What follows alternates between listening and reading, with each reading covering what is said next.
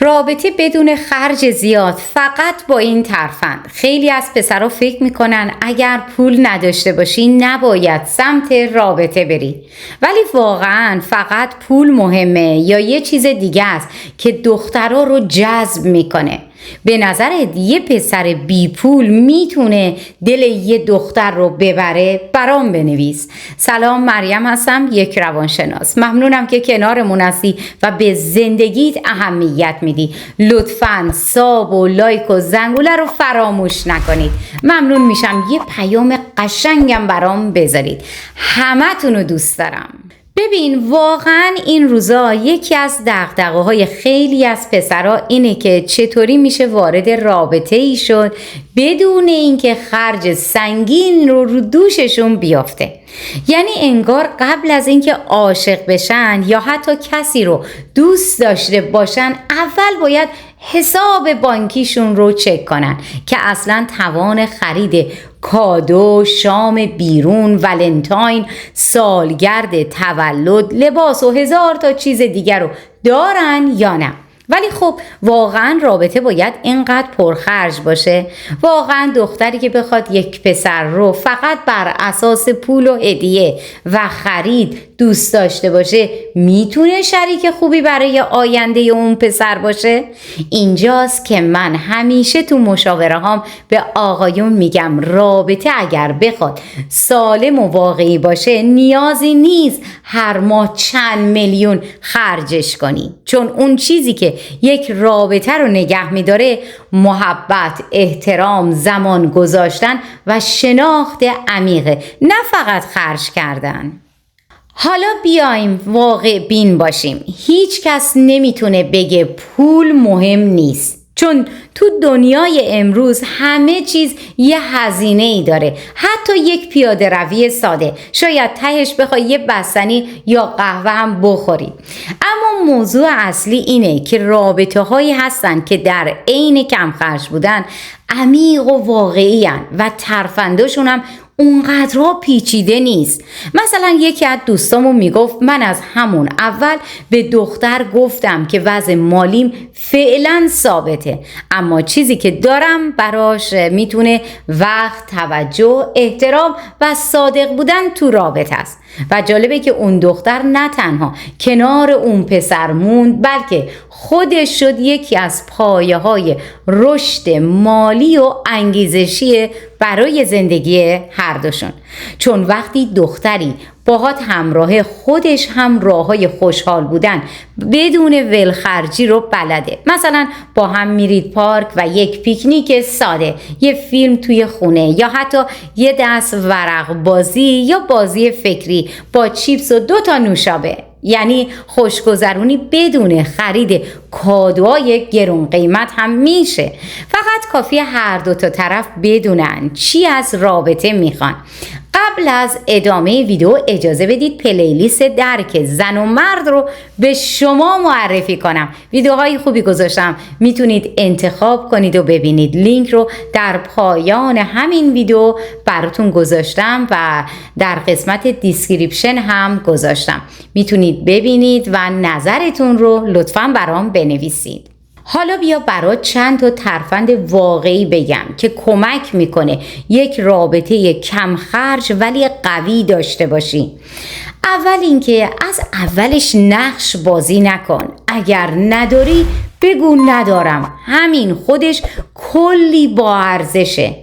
دوم اینکه خلاق باش. مثلا وقتی پول کافه رفتن رو نداری میتونی تو خونه یه چای خوش عطر دم کنی، شمع روشن کنی، یا آهنگ قشنگم پخش کنی و با هم بنشینید و حرف بزنید.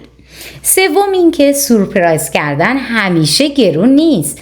گاهی نوشتن یه یادداشت ساده یا فرستادن یه وایس عاشقانه میتونه کلی حال طرف رو خوب کنه. چهارم اینکه همیشه یاد بگیر شنونده خوبی باشی، چون دخترها بیشتر از هدیه گرون به شنونده نیاز دارن که حرفاشون رو بشنوه. اینکه حس کنن مردی که کنارشونه درکشون میکنه و حضورش واقعی و پر از توجهه. پنجم این که رابطه رو با پول نسنج، یعنی نذار طرف مقابل فکر کنه اگر نتونی براش خرج کنی پس دوستش نداری. اینجاست که باید با رفتار درست و گفتگوهای صمیمی معنای واقعی عشق رو یادآوری کنی.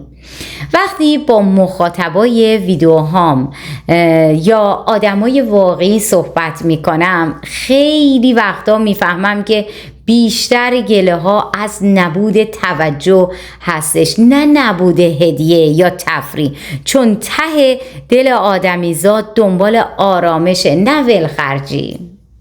پس اگه بلد باشی آرامش بدی، دوست داشتن رو بلد باشی تو سختی ها حمایتش کنی، اصلا مهم نیست چند تا کادو خریدی، مهم اینه که چند بار دستشو گرفتی، وقتی حالش بد بوده چند بار بدون قضاوت حرفشو گوش کردی، چند بار باهاش خندیدی، حتی اگر با یک بسته پفک و 2 صندلی تو تراس خونه. اینا چیزیه که تو هیچ مغازه‌ای فروخته نمیشه، اما دل یه زن رو آروم میکنه. حالا اگه دختری اهل مادیاته و با این سبک رابطه نمیسازه اصلا اشکال نداره، ولی اون آدم مناسب تو نیست، چون تو قراره کنار کسی باشی که با دلش انتخابت میکنه نه با کیف پولت، وگرنه تو هر مهمونی و فضای مجازی 1000 مدل آدم هستن که به خاطر پول میان و میرن، ولی کسی که تو بی پولی کنارت میمونه با ارزشترین آدم دنیاست. خیلیا فکر میکنن اگه یه دختر ساده رو انتخاب کنن یعنی باید قید خوشگذرونی رو بزنن، ولی واقعا اینطور نیست، چون آدمای ساده هم بلدن چطور خوش بگذرونن، فقط مدلشون فرق میکنه. یعنی اگه آدم از فشار خرج تو رابطه آزاد باشه ذهنش بازتره، تصمیماتش هم عاقلانه تره و وقتی هم بتونه پول در بیاره اون موقع با دلش برای اون رابطه خرج میکنه، نه از روی اجبار یا ترس از قهر و دعوا. خلاصه که رابطه کم خرج یعنی رابطه‌ای که ارزشاش رو با چیزای دیگه میسازه، با توجه، وفاداری، همراهی، نه با پول و خرید و سفرهای لاکچری.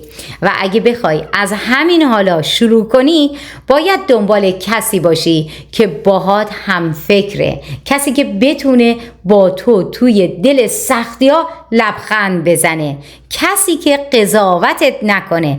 اگه فعلا ماشین نداری یا نتونستی براش یک کادوی گرون بخری، چون اون آدم میدونه عشق با قیمت دلار بالا و پایین نمیشه، بلکه با رفتار تو شکل میگیره.